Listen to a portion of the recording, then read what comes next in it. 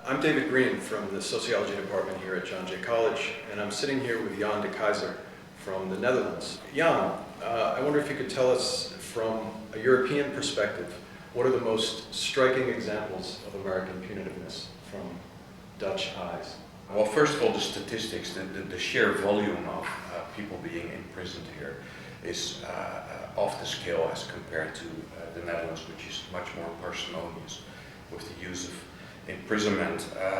More than 2 million people in prison, an incarceration rate per 100,000 of 720 in 2013, which is more than 10 times the incarceration rate in the Netherlands. So that's off the scale from my perspective. Thinking about examples of American or US punitiveness, some things come to mind. The extremely long sentences, again, as compared to what's considered proportional and normal in the Netherlands and most Western European countries. The idea of consecutive prison sentences being served. Of course, the three strikes legislation, which is it's being proposed by right-wing politicians now and then, but it's unimaginable to be implemented in Dutch law, I think. Another example would be the widespread adoption of mandatory minimum sentences, which do not exist in the Netherlands. Again, they have been proposed, but the draft legislation was cancelled. And if you look at other Western European countries, many of them do have mandatory minimum sentences, but the minimum sentences are so much lower generally than what would be the normal average sentence for those type of cases, whereas in the United States the mandatory minimum is generally a stiff sentence without any escape clauses, which you will find in the Western European legislation. Could I follow up on one point you made? Three strikes legislation you said would be virtually unthinkable in the Netherlands. Why is that?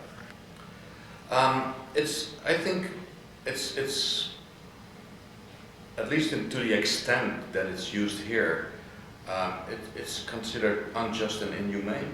We do have legislation for habitual offenders, where after a couple of occurrences of recidivism, you do become eligible for a measure of two years of placement in an institution for habitual offenders. So that's actually closest that we have for something like that, but it's on a completely different scale.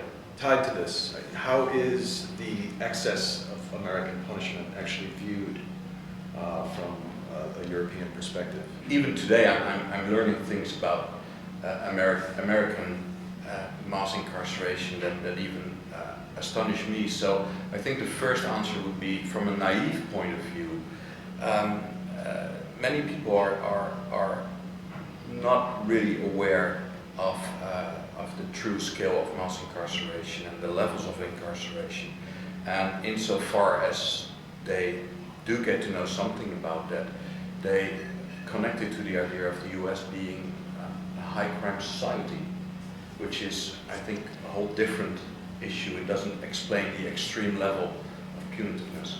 Your own research into the nature of punitive attitudes, I know you've done quite a bit of research on legitimacy of judges and public trust in the courts. I'm wondering if you could talk about that, and is it applicable in any way to the American system? Well, one of the main issues in my research is, one of the main findings is that public attitudes to punishment are punitive. They are general public attitudes are uninformed attitudes, and uninformed attitudes in the Netherlands, in Europe, in the US are punitive attitudes, and they remain punitive attitudes. We have measures going back 3 or 4 decades showing that more than 80% of the Dutch population, and I've seen these kind of statistics for other countries as well, more than 80% throughout the years consider sentences to be too lenient. Now, if you compare that to actual developments in incarceration rates, for instance, it's disconnected from each other. So actual developments in sentencing and public discontent in terms of punitiveness, they don't correlate. And there's a third factor, which is confidence or trust in the judicial system.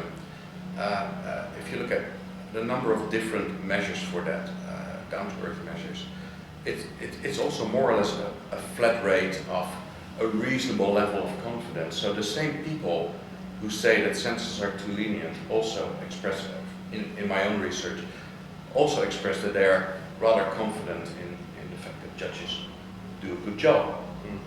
So punitiveness is not necessarily a threat to confidence and legitimacy, and I think that's a very important point to make, also to diffuse what's been called penal populism, exploiting punitive public opinion for political purposes, for electoral gain, is a never-ending downwards spiral, because people will remain punitive no matter how punitive actual policies are, and it doesn't really affect their conception of legitimacy.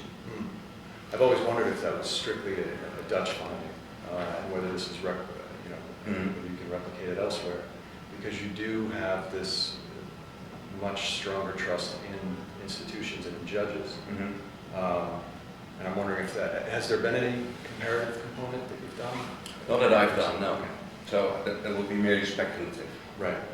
Thank you, Jan. Appreciate it. You're welcome. Thank you very much.